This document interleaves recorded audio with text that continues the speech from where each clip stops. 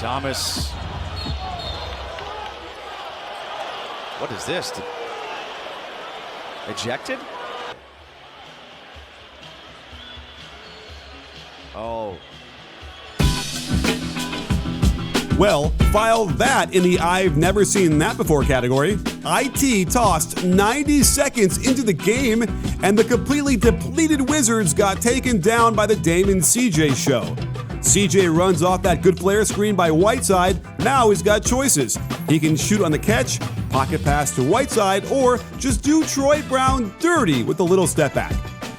And out of horns, Lillard in the corner, and I wish I could say it was the DC logo that tripped up Melo, but more like a mythical sniper, and check the hammer from the point guard.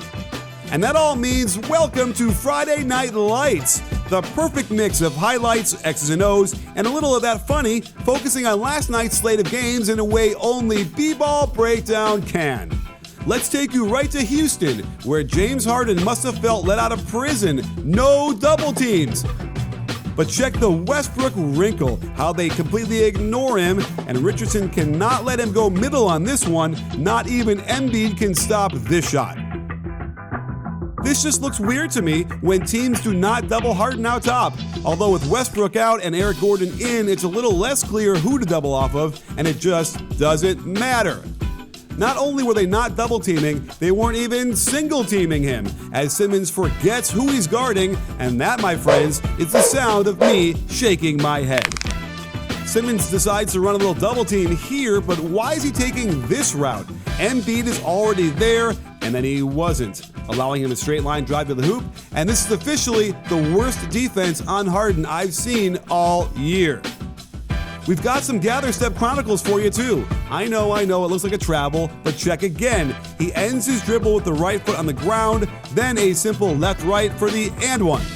Oh, Clint Capella hung a 30-piece around the Sixers' neck, and when you allow Middle to Harden one-on-one, Embiid has to step up, Horford doesn't want to leave Tucker in the corner, and there's the oop of the alley. Capella punished Embiid in transition too, and check the gorgeous lefty drop-off pass by Mr. Westbrook. Well done, sir. More embarrassing transition defense off the made free throw, no less. Embiid is snoozing, Capella is cruising and bruising the rim. Again, no double, no trouble, points a couple. But it wasn't all layups and dunks. Check this set, called Elbow Get, with a pick and roll for Russ at the corner of the foul line. And a little jump hook with a strong left extends the lead to 9. Down 5, trying to press, 2 guys on Harden, but they leave the backside wide open. How can this be? Great centering pass, nice lob, and the easy finish. And since they allowed him to get going to the tune of 44 and 11, with no double in sight, he gets his step back to the right, and that can only mean night-night. On to Los Angeles, where New Orleans was going for 5 in a row, but we all know the Pelicans can't fly over fresh water, right? Well, Anthony Davis was intent on proving that as he tossed in 46 points, and LeBron didn't get 15 assists for nothing. Double ball screen, 4 defenders collapsed into the paint, dropped the pass off the AD. Nice, you agree? Not a replay, folks. Just file it under if it ain't broke, don't fix it. But this was a bit silly, sports fans. 6'3" Drew Holiday on a 7-footer while also giving LeBron 5 feet of space. There's simply nothing they could do. They tried that matchup again, but AD must have felt sorry for Drew, so forced a switch onto E'Twaun Moore, who is also 7 inches shorter. Don't worry, 6'5" Josh Hart comes over to double. Whoops. Okay, so Davis took pity on the little Pellies and started bombing from outside. Check the vision by LeBron in the low post, creating the open look that AD drops clean through, and the blowout was on. Imagine having to go from guarding Davis to guarding LeBron. Drew deserves a hug and a pat on the back. The pick and pop finds even more space for the behind the back pass. Davis thinks about it for a second before cold burying another 3. I'd like to interrupt our regularly scheduled programming of LeBron dimes to AD. Paging Jackson Hayes. Jackson Hayes, we'd like you to report to the lane, please. You're wanted there to guard Mr. Anthony Davis. And the Lakers put the finishing touches with 2 more LeBron dimes to the big fella. More vision by LBJ, poor mobility by Favors, easy shooter's roll from Davis. And on the break, nobody stops the ball till it's too late, and that means we have an in the face of Brandon Ingram as the Lakers win this game going away. And that brings us to Phoenix, where Devin Booker has cleaned up his shot selection this year, and wouldn't you know it, he's shooting a career high from the field. And the Suns had his pin-down curl jumper game going early. Going to his right, check the in-air rotation to achieve proper alignment with his shooting hip and elbow as he drops these two clean through the net, and he's got it going. My favorite play of all time, the fake handoff, fools everybody, and we get the gorgeous finger roll over the front of the rim.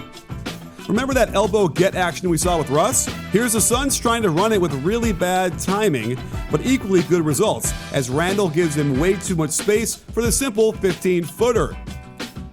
We've got some pistol action as they pin down into handoff for Booker. Shot fake, his man flies right by. Robinson is too worried about the Ayton lob to step up early, so it's an awesome running hook shot. It's hard to get to 38 points without making a ton of threes. He only made 2, but this elbow get is blown up by the deflection of the initial pass, and this is perfect defense on the isolation. Clock winding down, Booker even double pumps severely, but somehow throws this one in over Payton, and wow. In my viral video on the post up this week, I said guards need to post up more, and here's an example of a perfect drop step off the glass with the right. Can I has more, please? You might be wondering how the Suns won this game despite not scoring a field goal for the final 3.5 minutes of the game. Well, Elfrid Payton had himself a bit of a fourth quarter, missing the inside hand layup here as the Knicks come up empty. RJ Barrett couldn't keep the dribble steady in his hand, but at least he recovered it. Just as they're about to set something up with lots of time on the shot clock, the sub 27% three-point shooter goes YOLO on us. How about this pass back to Morris out top? Didn't like that one? Can I interest you in a pocket pass over the top? Well, that brings us to the Hawks versus Celtics. Final minute, Boston up by 1, and Marcus Smart and Trae Young had been going at each other all night long. The backdoor cut by Tatum sucks Len all the way down to the block. Trae gets screened, and Smart cold buries this one from deep. Hayward hedges high to take away the long three-pointer by Young. This leaves Len as a tree amongst the mushrooms, and when the floater doesn't fall, the tip does. The Celtics want to dribble towards Hayward and Princeton action and see if they can get the backdoor cut. It's swallowed up, and the Hawks almost get a pick six in the pass back. But after Smart gives a shot to Young, he promptly turns it over.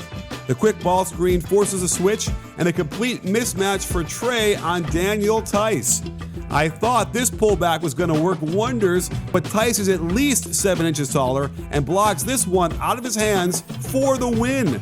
It wouldn't be a fitting ending if we didn't have some controversy surrounding Marcus Smart, who decides to walk over the fallen Trae Young, then feigns surprise when he is tripped. Go figure.